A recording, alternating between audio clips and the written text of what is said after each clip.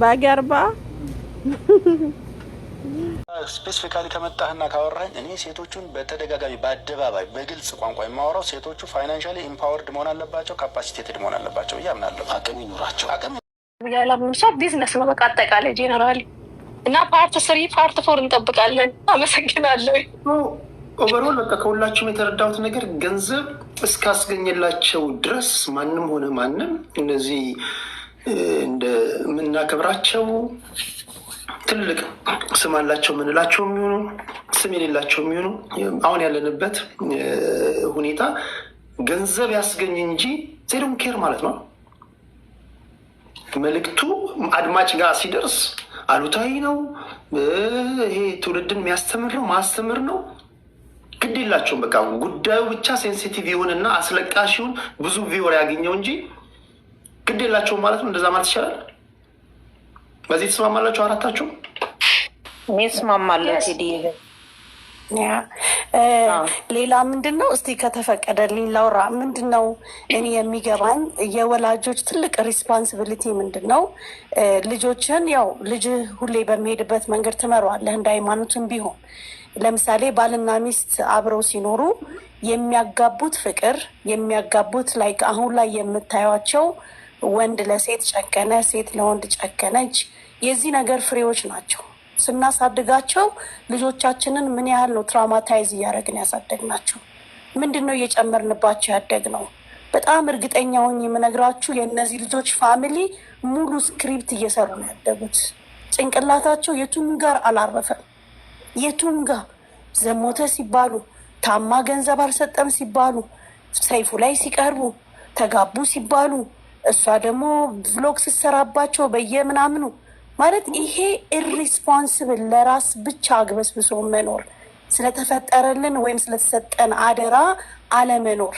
እኛ ወላጆች ለልጆቻችን የምናጋባው ፍቅር የምናሳየው ሴት ልጇ እኮ የምትወደውን ወንድ ልታገባ ወይም ደግሞ ላይክ ወንድነትን የምታውቀው በእናቷ ነው።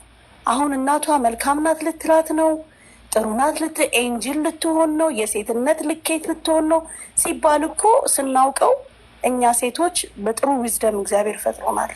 ሴት ልጅ ቤቷን አደባባይ ሳታወጣ ጓዳዋን ልጆቿን እንዴት አድርጋ እንደምትመራ እራሱ አፈጣጠር የሰጠን ነገር ነው። ሁሉም ነገር ኤክስፖዝ አይደረግም ውጭ ላይ። ይሄ ሆዳምነት ነው ብዬ የምለው። አም ቬሪ ሶሪ። ለምን ወልጅ አለው ልጅ አለኝ። አም ሪስፓንስብል የቱ ድረስ ነው ለልጄ? የሆነ ጊዜ ላይ እኮ ያንተን ማኖር ታቆምና ለልጅህ ትኖራለህ። ለምን? ልጅህ የሚቀጥል ህይወት ስላለው፣ ሚስት ስለሚያገባ፣ ሴቷ ደግሞ ባል ስለምታገባ ለነሱ ደግሞ ሊቀመጥ የሚችል እንደ መጽሐፍ ሊተረክ የሚችል እኔ እኮ ይህንን ከእናቴን የተማርኩት፣ እኔ እኮ ይህንን ከአባቴን የተማርኩት የሚባል የቀረ ነገር ሊኖር ይገባል። ስለዚህ ይሄ አቴንሽን ፍሪክነት አልፎ አልፎ አልፎ ተርፎ ከነሱ ጓዳ ከነሱ ጣሪያ አልፎ ለልጆቻችን ቶክሲክ የሆነ ነገር ነው እና እኔ እቃወማለሁ። ኢቨን የምንደራደርበትም አይደለም፣ ነውር ነው። በቃ ነውርን ያለማነወር ነው። ቴዲ ይሄ ነው። ሁላችንም አመሰግናለሁ። ቴምር የምትይዋለ በመጨረሻ? ኦኬ እኔ ይሄ አሁን አንዳንድ ነገር እነዚህ የተናገሩት እህቶቻችን ላይክ ሪያሊቲ ሾውን ላይክ በዩቲዩብ አምጥታ ያለውን ላይፏን ማስተላለፏና ገንዘብ ሜክ ማድረጓ ፓርት ኦፍ ቢዝነስ ነው። ልጆቿንም በደንብ እንድታሳድግ ረድቷታል። እኔ በዛ አልቃወማትም።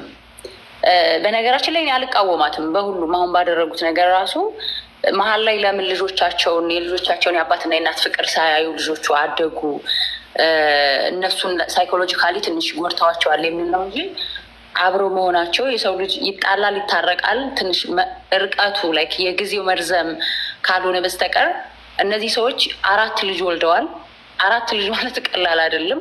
በመሀል ብዙ የተለያዩ ጉዶች አሉ እኮ እዚህ እነሱ ሚዲያ ላይ ስላወጡ ሳይሆን በጣም ብዙ ነገር አሳልፈው አንድ የሚሆኑ አሉ ለልጆቻቸው ምናምን ብለው ማለት ነው። እና እሷ ትንሽ የነሱ ከበድ የሚለው ፌመስ ስለሆኑ ሊሆን ይችላል እንጂ ያን ያክል የሚያስጠላ የሚዘገንን ምናምን እንደዚህ ላይክ እንዴት እንደዚህ ያደርጋሉ ብዬ እኔ ያን ያክል መናገር አልፈልግም። እኔ ቅድም እንደነገርኩ ነው ቢዝነስ ገንዘብ ማግኘት ነው። ላይክ በሸዋ ገንዘብ ነው ያገኘችው። ይሄ ደግሞ ስማርትነት ነው ብዬ ነው ማስበው። ላይፏን ወደ ሳንቲም ቀይራው የሚያስጠላ ላይፍ የላትም። ይሄ የማንኛቸውም የማንም የኢትዮጵያኖች የፋሚሊ ቤት ውስጥ ስትኖር የምታሳልፈውን ላይፍ እሷ በሾው መልኩ ምንም ላይ የተደበቀ ነገር የለም። ለህዝብ አሳይታለች፣ አስተምራበታለች።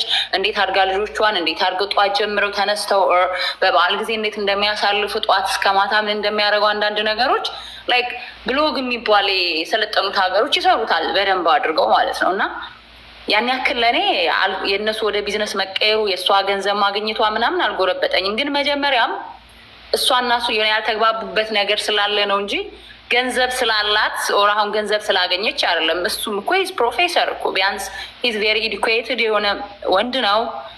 4 ልጅ ተስማምተው 4 ልጅ አብረው ወልደው እያሳደጉ በመሀል ነው የልዩነት የተፈጠረው ምናምን።